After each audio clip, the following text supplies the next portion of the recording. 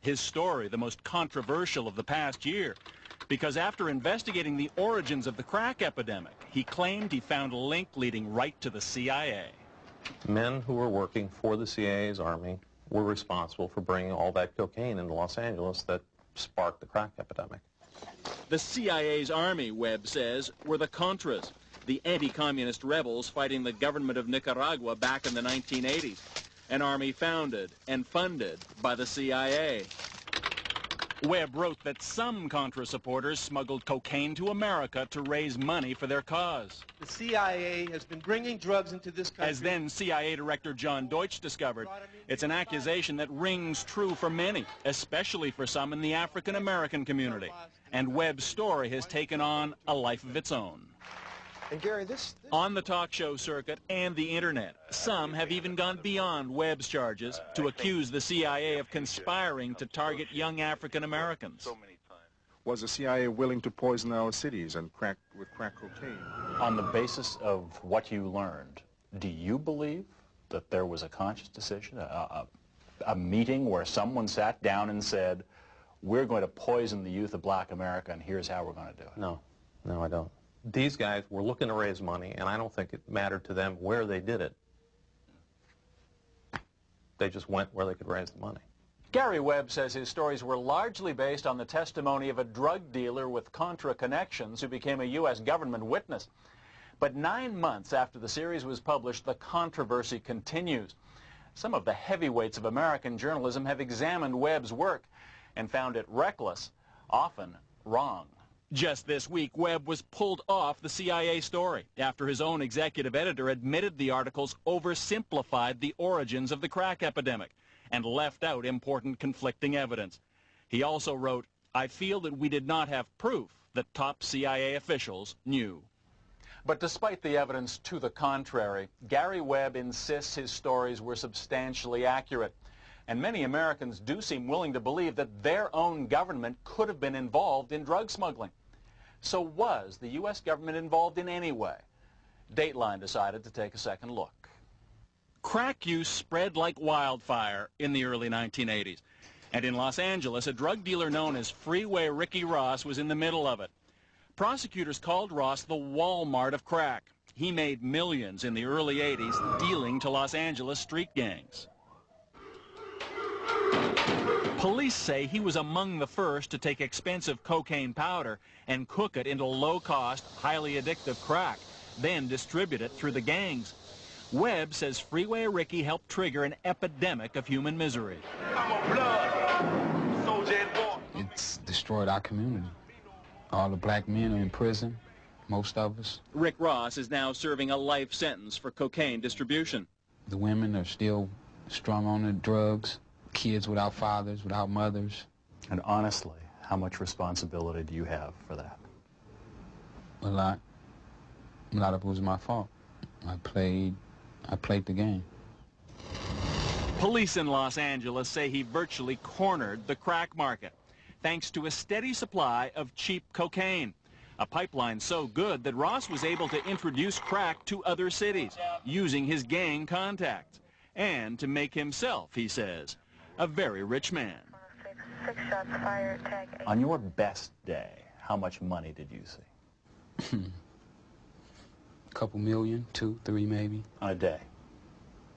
On a good day. How many days like that were there? A few. Quite a few. Rick Ross's drug supplier did have connections to the Contras. Dateline has been able to confirm that from former Contra leader Eden Pastora. And Pastora admits he received some aid from that drug supplier. But Pastora says he was not aware of any CIA drug connection. So we asked Gary Webb, where is the evidence the CIA knew of any drug dealing? You have to define the CIA. If you're saying that people who were working with the CIA know they were doing it, yeah. Did the director of the Central Intelligence Agency know this? I don't know. This is nonsense.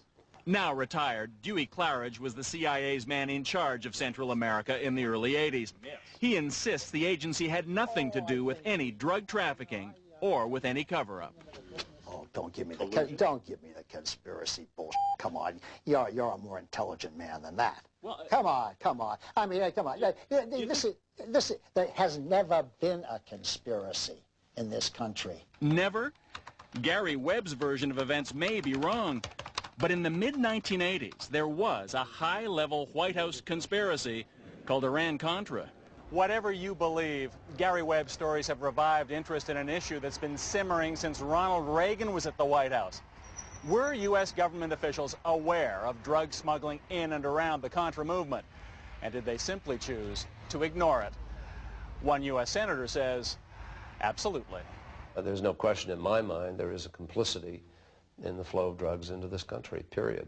A Senate investigation led by John Kerry of Massachusetts found that individuals who provided support for the Contras were involved in drug trafficking, and that one or another agency of the U.S. government had information regarding the involvement, either while it was occurring or immediately thereafter. Incredibly, according to Senator Kerry, smugglers even used the U.S. government's own airlift operation at El Salvador's Ilopango airport to get cocaine back across the American border. This drug enforcement agent patrolled that same airport in the mid-'80s. It was just nonstop traffic coming and going, and nobody ever inspected their planes or their cargo or whatever. Cele Castillo told Dateline he observed rampant drug smuggling at that airport. Well, what we had was that we had Contra pilots flying out of Ilopango smuggling drugs into the U.S., cocaine specifically. He claims the smuggling was so open it had to be condoned by the U.S. government. Castillo says planes would arrive filled with supplies for the Contras, then leave carrying cocaine for America, bound for military airfields in Florida and Texas, offloaded out of sight of the law, then shipped to California and other points in the U.S. And there's more. Castillo says when he reported all of this to his bosses at the DEA, he was told to ignore it. So you were told point blank? Point blank, stay away from it. It's a covert operation being run by the White House. In a letter to Dateline, the Drug Enforcement Administration said it has vigorously investigated, and no evidence has ever been found to substantiate Mr. Castillo's charges. As for the CIA, it's denied ever aiding or condoning drug smuggling. Reports were reaching the highest councils of our government, in the White House and in the Justice Department. There is no question of that. I can document that. The White House and Justice Department disputed Kerry's report at the time, but he still believes some government officials turned a blind eye towards drug dealing in the mid-1980s, after the time at the heart of Gary Webb's stories. There were no indictments or prosecutions, and ultimately those allegations of drug smuggling became just a footnote in the scandal known as Iran-Contra. According to Kerry, at the time, American officials were more afraid of the evils of communism than the ravages of crack cocaine. I'll tell you, South Central Los Angeles and every other city in America are owed an explanation. People knew that drug trafficking was getting mixed up in the flow of weapons. People knew there were bad types involved in this operation. They didn't turn off the spigot. That's plain and simple.